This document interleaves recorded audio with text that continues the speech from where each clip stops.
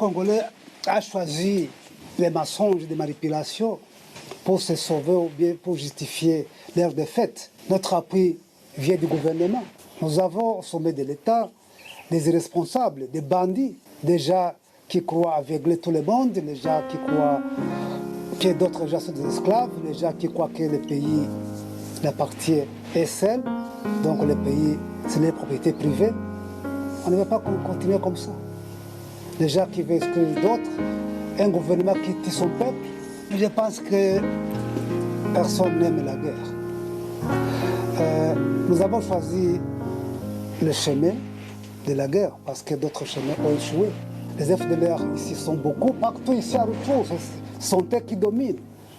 Ce sont eux qui mettent le chef, ce sont eux qui vendent des chats. Le M23, ou mouvement du 23 mars, est un groupe rebelle congolais qui a fait parler de lui dans le contexte des conflits complexes et violents de l'Est de la République démocratique du Congo, RDC.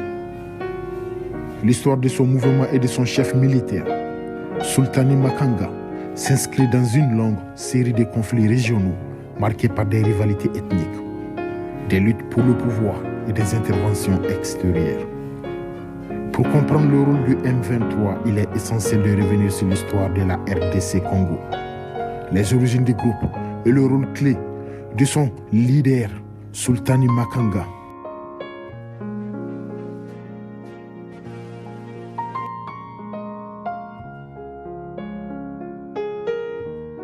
La République démocratique du Congo a longtemps été un théâtre de conflits, l'Est du pays en particulier. Les provinces du Nord et du Sud Kivu a été le centre de tensions multiples depuis la guerre civile qui a éclaté en 1996 et a débouché sur la première guerre du Congo.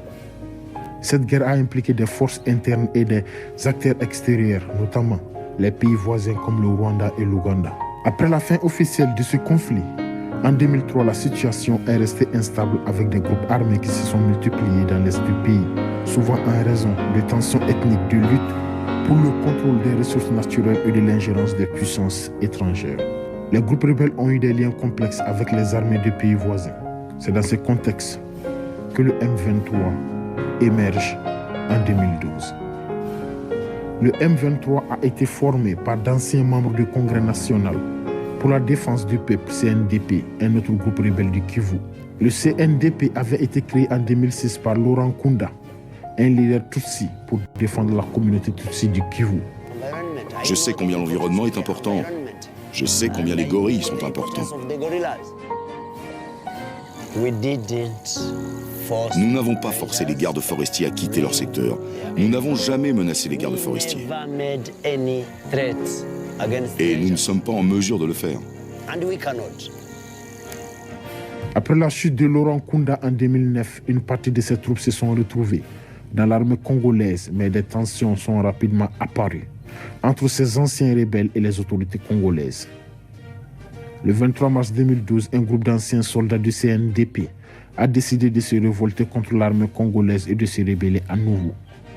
Ainsi est né le M23 du nom de la date de l'accord de paix signé en 2009 entre le gouvernement de la RDC et le CNDP. Un accord qui n'a pas été respecté selon ces ex-rebelles. L'objectif du M23 était de renégocier les conditions de l'accord de paix de 2009 et de mettre fin à ce qu'ils considéraient comme des abus de l'armée congolaise. Mais au-delà de cette revendication, le M23 a rapidement pris une tournure plus militariste et politique, cherchant à instaurer un contrôle sur certaines régions stratégiques du Kivu, notamment Goma, la capitale de la province du Nord Kivu. Mon général, oui. Vous êtes le général Sultan Makenga, oui. Et c'est vous le chef en fait de l'armée révolutionnaire congolaise, oui. Qui est la branche armée du mouvement politique M23. Oui.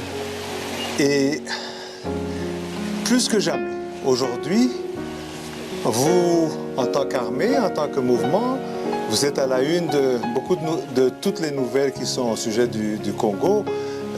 Mais militairement, aujourd'hui, avant que nous allions vraiment dans cette actualité-là, quelle est en fait l'empreinte du M23 ici au Congo? Je veux dire, où sont les zones qu'on dit que vous contrôlez? Oui. Le M23 se trouve ici à Rutshuru, c'est l'état-major opérationnel. Nous sommes dans les Binza, c'est dans Rutshuru. Nous sommes dans les Bwito, c'est Rutshuru. Nous sommes un peu à Massissi, vers le Bwiza Kichanga. Et nous sommes dans le territoire de Nyiragongo, à Kibumba. Et vous tenez aussi en fait des postes frontières entre le Congo et des pays en fait frontaliers. Oui, avec l'Ouganda et le Rwanda. Avec l'Ouganda et le Rwanda. Oui. Ça veut dire, ça c'est Bunagana. Bunagana, Kitagoma, c'est l'Ouganda. Oui. Et Kabuhara, Masisi, c'est le Rwanda. C'est le Rwanda. Oui. Sultani Makanga est une figure clé dans l'histoire du M23. Ancien lieutenant-colonel de l'armée congolaise et chef militaire du CNDP, il a joué un rôle crucial dans l'organisation et l'orientation du M23. Né dans la région du Kivu, Makanga appartient à la communauté Tutsi, un groupe ethnique qui a souvent été pris dans les rivalités complexes de la région, en particulier avec les Hutus, leur principale communauté rivale. C'est cette appartenance ethnique qui a en partie contribué à son ascension dans les rangs des groupes armés dans l'est de la RDC. Sultani Makanga a su s'imposer comme un leader militaire charismatique. Lors de l'éclatement du M23 en 2012, il a pris les rênes du groupe avec l'objectif de mener une guerre contre l'armée congolaise. Sous sa direction, le M23 a remporté plusieurs victoires, capturant la ville de Goma en novembre 2012. Cette prise de la ville a marqué un tournant attirant l'attention de la communauté internationale sur la situation à l'est de la RDC. En dépit de ces victoires militaires, Sultani Makanga et le M23 ont été confrontés à plusieurs défis. L'armée congolaise, bien qu'affaiblie et corrompue, n'a pas cessé de résister. En outre, le M23 a été accusé de graves violations des droits de l'homme, notamment des massacres de civils, des recrutements forcés d'enfants soldats et des viols de guerre. Le rôle du pays voisin comme le Rwanda et l'Ouganda a aussi été central. Le Rwanda en particulier a été accusé d'avoir soutenu le M23, bien que le gouvernement de Kigali ait toujours nié ces allégations. Le soutien présumé de ces pays au M23 a alimenté la dynamique régionale du conflit, exacerbant les tensions entre la RDC et ses voisins. Les Nations Unies ont même mis en place une mission de maintien de la paix dans la région, la MONUSCO, pour tenter de rétablir l'ordre. Le soutien de la communauté internationale au gouvernement congolais a renforcé les pressions sur le M23. En 2013, sous la pression croissante, le groupe rebelle a été contraint de se retirer de Goma et de se replier sur ses bases à l'intérieur du pays. En novembre 2013, une offensive conjointe entre l'armée congolaise et la MONUSCO a permis de mettre un terme aux ambitions du M23 qui a annoncé officiellement sa défaite. Après sa défaite militaire, le M23 a été largement dispersé. Sultani Makanga, cependant, n'a pas disparu. Bien que les autorités congolaises aient annoncé sa capture à plusieurs reprises, sa position exacte après la chute du groupe reste floue. Des rapports suggèrent qu'il a continué à être actif, menant des opérations dans les montagnes du Kivu et dans les pays voisins. Le M23 a officiellement annoncé sa défaite en 2013. Demandé de cesser les faits. Comme d'habitude, nous avions cessé les faits unilatéralement. On nous a demandé de nous retirer. Nous sommes en train de nous retirer. C'est que vous pouvez aussi témoigner. Mais cela ne dit pas qu'on va nous attaquer, on va nous malmener, on va tuer nos mamans, nos frères, nos petites sœurs et croiser les bras. Mais des rumeurs persistantes suggèrent que des factions du groupe ou des groupes qui lui sont liés continuent d'opérer dans la région du Kivu. Les tensions subsistent et de nouveaux conflits ont émergé, alimentés par des luttes pour les ressources naturelles, l'instabilité politique et des questions d'identité ethnique. La résurgence du mouvement. À partir du mois de novembre 2021, les combats reprennent entre le M23 et les forces congolaises et s'amplifient à partir de mars 2022.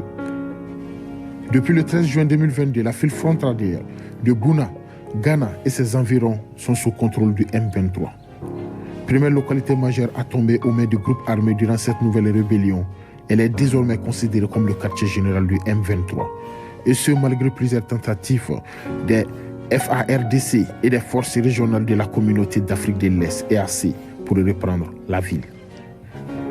Le 15 décembre 2023, quelques jours avant l'élection présidentielle à RDC, Corneille Nangaa, homme politique congolais et président de la Commission électorale nationale indépendante, CENI, de 2015 à 2021, annonce depuis Nairobi au Kenya la création d'un mouvement politico-militaire, l'Alliance du fleuve Congo, AFC, une coalition de groupes armés, de partis politiques et de mouvements citoyens, incluant le mouvement du 23 mars. Le but revendiqué de cette coalition est de refonder l'État congolais, la prise de pouvoir par la lutte armée n'étant pas exclue. L'annonce de la fondation de cette coalition engendre une crise diplomatique entre le gouvernement de la RDC et celui du Kenya. Les États-Unis critiquent aussi cette annonce, faisant part de leur profonde préoccupation. Le 8 août 2024, à l'issue d'un procès express, commencé le 24 juillet, 26 personnes sont condamnées à la peine de mort par la justice militaire à Kinshasa pour crimes de guerre, participation à un mouvement insurrectionnel ou trahison. Lors du procès, seules 5 personnes étaient présentes physiquement. Les autres étaient jugés par contumace. Le principal accusé en fuite, Corneille Nangaa, ancien président de la Commission électorale nationale CENI, de la RDC en tant que chef de l'Alliance du fleuve Congo, AFC est considéré comme le commanditaire du bombardement d'un camp de déplacés en mai 2024, qui selon les autorités congolaises avait fait 35 morts. Parmi les condamnés en fuite se trouve aussi le président du M23, Bertrand Bisimwa, le chef militaire de la rébellion, Sultani Makanga, et le porte-parole Willy Ngoma et Laurence Kanyuka. À la suite du procès, le président congolais Félix Tshisekedi accuse l'ancien président de la République démocratique du Congo, Joseph Kabila, et son parti, le Parti du peuple pour la reconstruction et la démocratie, de préparer une insurrection et d'appartenir à l'AFC. Le 31 juillet 2024, un accord de cessez-le-feu entre Kinshasa et Kigali est négocié par l'entremise de l'Angola. Il doit entrer en vigueur le 4 août 2024. Mais ce même 4 août, le M23 s'empare d'Ishasha, une localité frontalière de l'Ouganda, sans combat après la chute de Nyamilima, grosse agglomération voisine, là aussi sans opposition. Le 21 janvier 2025, le M23 s'empare de la ville de Minova, dans le territoire de Kelehe, coupant une importante voie d'approvisionnement vers Goma. Là où nous sommes en ce moment, le M23 est dans Goma. C'est la fin de notre documentaire. Merci et à la prochaine.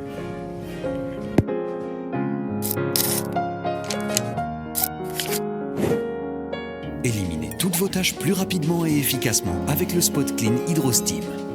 Bicel. Désormais, les blockbusters arrivent plus vite sur Disney+. Profitez de l'offre à 1,99 € par mois. Le gouvernement congolais a choisi les mensonges et les manipulations pour se sauver ou bien pour justifier leur défaite. Notre appui vient du gouvernement. Nous avons au sommet de l'État des irresponsables, des bandits, des gens qui croient aveugler tout le monde, des gens qui croient que d'autres gens sont des esclaves, les gens qui croient que le pays appartient et seul, donc le pays, c'est les propriétés privées. On ne veut pas continuer comme ça. Les gens qui veulent exclure d'autres, un gouvernement qui tue son peuple, je pense que personne n'aime la guerre. Nous avons choisi le chemin de la guerre parce que d'autres chemins ont échoué. Les FDLR ici sont beaucoup, partout ici à retour, ce sont eux qui dominent. Ce sont eux qui mettent le chef, ce sont eux qui vendent les chats. Ici, il n'y a pas d'autorité de l'État. Il n'y a que les FDLR qui dirigent. Mon général, vous êtes le général Sultan Makenga, et c'est vous le chef en fait de l'armée révolutionnaire congolaise, qui est la branche armée du mouvement politique M23. Et plus que jamais, aujourd'hui, vous, en tant qu'armée, en tant que mouvement, vous êtes à la une de beaucoup de toutes les nouvelles qui sont au sujet du Congo. Mais militairement, aujourd'hui, avant que nous allions vraiment dans cette actualité-là, quelle est en fait l'empreinte du M23 ici au Congo?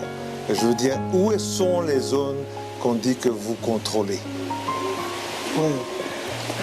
Le M23 se trouve ici à Rutshuru, c'est l'état-major opérationnel. Nous sommes dans les Binza, c'est dans Rutshuru. Nous sommes dans les Bwito, c'est Rutshuru. Nous sommes un peu à Massissi, vers les Bwiza Kichanga. Et nous sommes dans le territoire de Nyiragongo, à Kibumba. Et vous tenez aussi en fait des postes frontières entre le Congo et des pays en fait frontaliers. Oui, avec l'Ouganda et le Rwanda. Avec le Ouganda et le Rwanda. Oui. Ça veut dire ça c'est Bunagana. Bunagana, Kitagoma, c'est l'Ouganda. Oui. Et Kabuhara, Kasizi, c'est le Rwanda. C'est le Rwanda. Ok. Et alors, en fait, à l'estimation de la population qui est pour l'instant, je dirais, dans cette zone contrôlée par la M23, cette population, c'est à peu près combien de personnes vous croyez, vous estimez? J'ignore ça, mais 90% des populations qui étaient dans nos zones sont là, à part 10% qui ont fui. Donc voilà, il y a 10% qui auraient fui depuis que vous occupez cette zone. Oui. Pourquoi est-ce que ces gens auraient fui? Qui sont-ils? Et pourquoi 90% restent? Ils ont fui avant que nous arrivions ici. Ils sont à Kanyaruchinya et ailleurs. Mais ils ont fui avant que nous tenions tout ce territoire. Et qui sont ces gens? C'est la population de Rutshuru, de Rugari. Non, ceux qui ont fui. Oui. Ils sont originaires de Rugari, Rutshuru et tout ça. Rutshuru, Kibumba. Et ils ne comptent pas revenir? Parce que les autres 90% sont là. Ils ont envie de venir, mais c'est le gouvernement qui les bloque pour les utiliser seulement. Mais je pense que dans peu de jours, tous seront ici. Vous avez confiance dans ça? Oui, oui. Donc nous avons pu en fait visiter différentes communautés. On voit qu'effectivement c'est comme ça. Et pourtant, il y a des endroits qui sont... On se demande qu'est-ce qui va se passer, parce que j'ai commencé l'interview en vous disant que vous êtes beaucoup cité dans les nouvelles, dans tout ce qui passe dans les journaux télévisés, radios télévisées, tout ça. Et aujourd'hui, on a eu Luanda, Nairobi, et tous les autres groupes ont été à Nairobi. Et aujourd'hui, le gouvernement congolais dit que tout le monde marche avec lui, sauf le M23. Alors pourquoi est-ce que vous n'avez pas été à Nairobi? Je ne sais pas si tous les groupes étaient à Nairobi. Et si tous étaient là, ce sont les alliés du gouvernement. Donc, c'est les comédies qu'on a jouées là-bas. Il a pris ses alliés qui sont ici au front avec le gouvernement, donc c'est dans une coalition. Ils ont amené ça à Nairobi. Donc, ce sont des jeux pour masquer les gens, pour masquer la communauté internationale, pour endormir la population, mais il n'y a rien. Et vous-même, est-ce que vous avez été au moins invité pour aller à Nairobi? Nous ne sommes pas invités parce que le gouvernement a dit clairement qu'il ne veut pas négocier avec nous. Donc vous, il ne veut pas négocier avec vous? Oui, oui.